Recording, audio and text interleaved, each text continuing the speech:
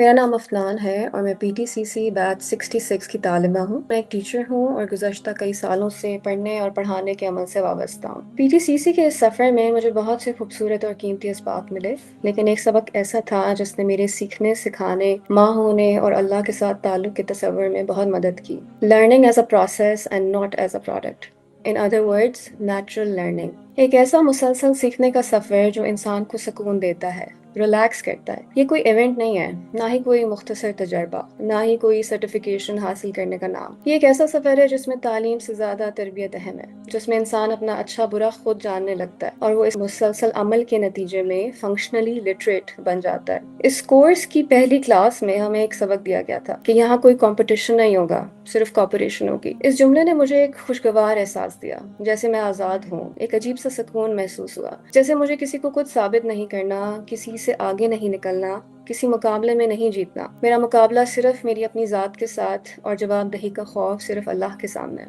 مجھے اس بات کا احساس ہوا کہ میری زندگی کا ایک بڑا حصہ سیکھنے کو ایک پروڈکٹ سمجھنے میں گزرا ہے۔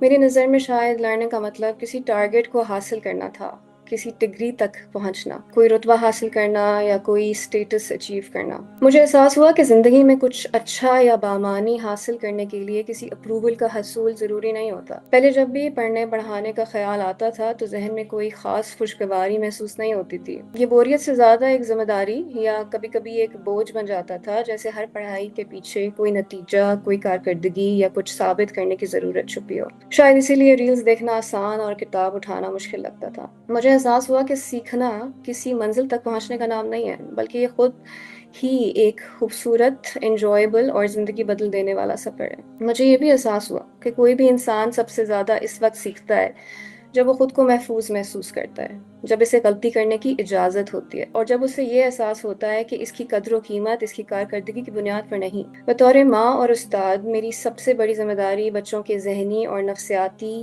صحت ہے۔ موازنے اور مقابلے کے ذریعے شاید کچھ ٹارگٹس اچیو ہو بھی جائیں، لیکن تربیت نہ ہو پائے گی۔ بچوں کی اصلاح کا بہترین طریقہ خوبصورتی کے ساتھ درست مثال فراہم کرنا ہے، نہ کہ غلطیوں کو پوائنٹ آؤٹ کرنا۔ پروسیس مائنڈ سیٹ نے میری اسپرچول جرنی میں بھی انتہائی مثبت کردار ادا کیا۔ مجھے لگتا تھا کہ اللہ کے ساتھ تعلق کے اس درجے تک نہیں پہنچ سکتی جس کی میں خواہش رکھتی ہوں۔ اپنی کمیوں اور کمزوریوں کا سوچتے ہوئے یہ محسوس ہوتا تھا کہ وہ لیول اچیو کرنا میرے بس کی بات نہیں ہے، میں اس قابل نہیں ہوں۔ لیکن پھر سمجھ آئی کہ اللہ کے ساتھ تعلق بھی کوئی ایک منزل نہیں ہے، بلکہ یہ بھی ایک مسلسل سفر ہے۔ اللہ تعالیٰ قرآن مجید میں 2 مقامات پر فرماتے ہیں، لِيَبْلُوَكُمْ أَيُّكُمْ أَحْسَنُ عَمَلًا، تاکہ وہ تمہیں آزمائے کہ تم میں سے کون عمل کے اعتبار سے بہتر ہے۔ قابل غور بات یہ ہے کہ اللہ تعالیٰ نے یہ نہیں فرمایا کہ تم میں سے کون زیادہ عمل کرتا ہے یا کون زیادہ نتائج حاصل کرتا ہے، یعنی معیار تعداد نہیں بلکہ حسن عمل ہے۔ میری زندگی میں بسم اللہ کا یہ چھوٹا سا جملہ اللہ کے فضل سے اب بہت فریکوینٹ اور مائنڈفلی استعمال ہونے لگ گیا ہے۔ نمازوں میں وہ مقصد ملا ہے جو شاید پہلے نسبتاً بہت کم تھا۔ پہلے کچھ ضروری کاموں کو آؤٹ سورس کرنے میں جلدی کرتی تھی، جیسے بچوں کو پڑھانا اور ان کے ساتھ کھیلنا یا کھانا پکانا وغیرہ۔ لیکن عجیب بات یہ ہے کہ میں اس کے باوجود خود کو تھکا ہوا، بوجھ تلے دبا ہوا، مظلوم محسوس کرتی تھی۔ اب اللہ کے فضل سے کوئی کام خود کرنے میں بوجھ محسوس نہیں کرتی، بلکہ اس کو ایک امانت اور موقع محسوس کرتی ہوں۔ اللہ سے دعا ہے کہ وہ مجھے ایسا عمل عطا فرمائے جو قبول ہونے والا ہو، اور ایسا دل جو خشیت سے معمور ہو۔ آمین۔ نہیں ہے نا امید اقبال اپنی کشت ویراں سے، ذرا نم ہو تو یہ مٹی بہت زرخیز ہے ساقی۔